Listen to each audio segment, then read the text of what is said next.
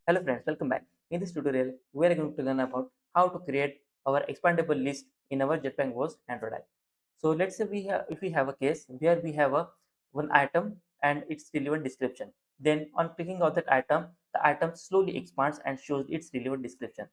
Now how to implement that type of UI behavior in our Compose Android app, that thing we are going to learn in this tutorial. So let's jump into Android Studio and see. So here I am in Android Studio Jetpack Compose project, and here let's first see how what we are going to build. So this is the in the simulator you can see our final output app. So there are three items here. We are not using a scaffold, that's why it went beyond the status bar. So if we click on this Android item, then we can see it expands slowly and shows us the description. The same happens for the second item kotlin as well, and for the third jetpack compose as well. So this type of behavior we are going to build in this tutorial.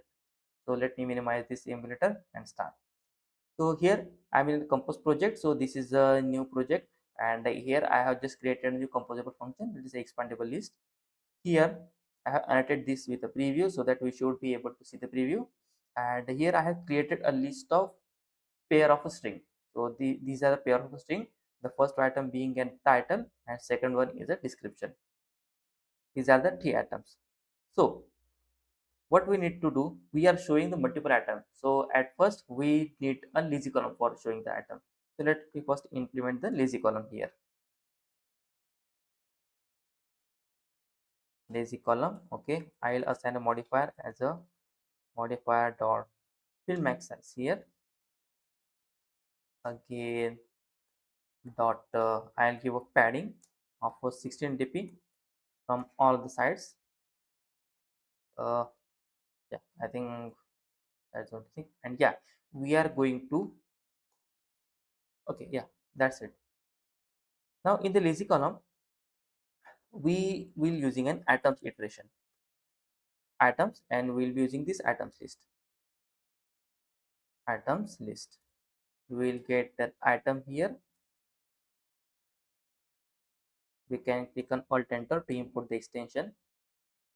Yeah, now if we hover on this item, then we can see it is a pair of two strings. So we will get a reference to both of these strings. So if we want to build such type of UI, then what we want to build first, we want to build a first a row here and then a column which contains this one first row. The row will contain this text and this icon, and the another row will contain this description. Okay, so I'll create a separate composable function for this one, expandable item, and I'll pass this as a separate item dot first and item dot second.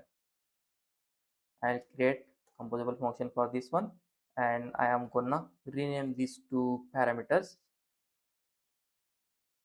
to title and a description. Okay, yes. Now I'll create a first row here, sorry, a column here, because we have these two items. So I'll first create a column here, and in this I'll create a first row, and in this row you will have a title and its icon, and then the second item in the column will be this description, and that will be a text composable. So I'll apply modifier to this column, modifier dot fill max size. Yes, okay, and yeah, now I will make this clickable, so that whenever we are clicking on this item, we should expand or collapse this. And I again add one attribute, that is animate content sign, so that we will get an animation effect when it's getting expanded or collapsed. So after clicking on this, it should expand or collapse. So for this we'll need a state, so that we should let the compose know that we have done something, so please update the UI accordingly. So it should be a state. I'll create a one state here. Well, it should be where it's expanded, because we want to show the description only if the expanded is true by remember let me import this one, and it will be a mutable state of boolean is a false. Let me import this delegate.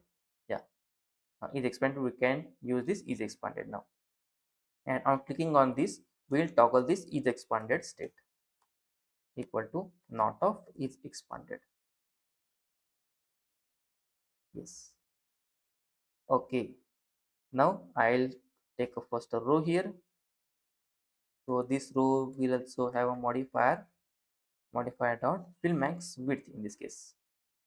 Okay, and as these two in this row, these two items are at the two ends, and there is space between this one. So we are using a horizontal arrangement dot space between, so that the two items should be arranged in such a way that there should be a space and the item should be at the corners, both of the corners. So we'll have one item as a text composable here, text equal to the title and style. It will be a text style, font size. Let's keep it as a 20 sp, at we'll make it as a bold. There is a font weight dot bold. Okay, great, perfect. Now we are going to create a second item in the row, that will be an icon. Image vector icons dot default dot. Now we have this. We have to show these two items according to the condition. If it is collapsed, then we should show a downward arrow, and if it is expanded, then we should show a upward arrow. So let's make a condition here. If it is expanded, then we should return icons dot default dot. If it is expanded, then what should show? We should show upward arrow, keyboard arrow up, else icons dot default dot keyboard arrow down. Okay,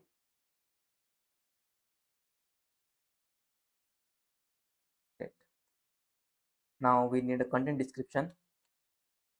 Content description will write expand or collapse icon. Yes, now we have this icon. Let me refresh this in the meantime, so that we should see what we are going to build. And here we will continue building our composable function.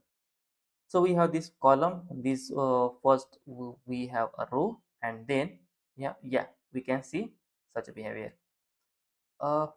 After that we can also have a spacer here to have a space between atoms, spacer with a height as 8 dp. Okay, and after that, after the spacer, we also want to show now a description, but we want to show the description only if the each expanded is true. So we'll apply condition first. If each expanded is true, then only we are going to process this item further, and it will be a simple text composable with the description,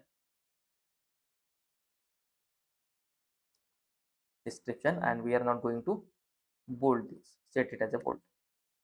So it will be a normal text as it is a description, and here at the end we are going to apply a divider, that is a horizontal divider. Now let me reload this one so that it should show our changes. Also, I also want to give a space here after this. Yeah, okay, sounds good. It seems fine. Let me reload it again. And yeah, that's the thing we need to do, and we are our thing is ready. And we can also apply a bit of padding to the row. not to the row, to this column dot padding, sorry, dot padding, let's apply is 8 dp. I don't know how it will.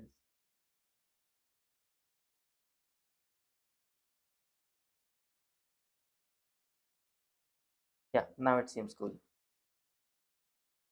Now we don't have to, our code is ready, we don't have to launch it on a emulator. We can just click and start interactive mode. So in the interactive mode itself, in the preview itself, we will be able to see that. So after clicking on this first item, yes, it is animating and showing our contents properly, and the same is happening for all the items. So it automatically expands and collapse. So if we are collapsing and expanding this second atom, the third atom takes care of automatically expanding. So it doesn't get overlapped and it handles the UI things automatically. You can see the arrow icons is also getting changed as per this. So this is how we can build this. So this is how we can build this type of expandable list in our Compose Android. So that's for the tutorial. If you are still getting some type of challenges in implementing it in your own Android project, then you can put your questions in the comments box below and I will try my best to solve those. Alternatively, you can also join WhatsApp group of Ashish Mobile Dev where similar minded developers are already there, which will definitely help you to solve your doubts or queries. If you are new to Android development and want to become an Android developer from scratch, then my new course will definitely help you to become an Android developer from scratch. You can find the link in the description. It will help you to become an Android developer in just time span of 30 days, and you will also get a lot of amazing bonuses along with that course. If you like this video, then please click on like, share with your friends, and don't forget to subscribe to the channel so that you will be notified whenever a new video is published. We'll meet in the next tutorial with some another interesting topic. Till then, goodbye. Happy coding.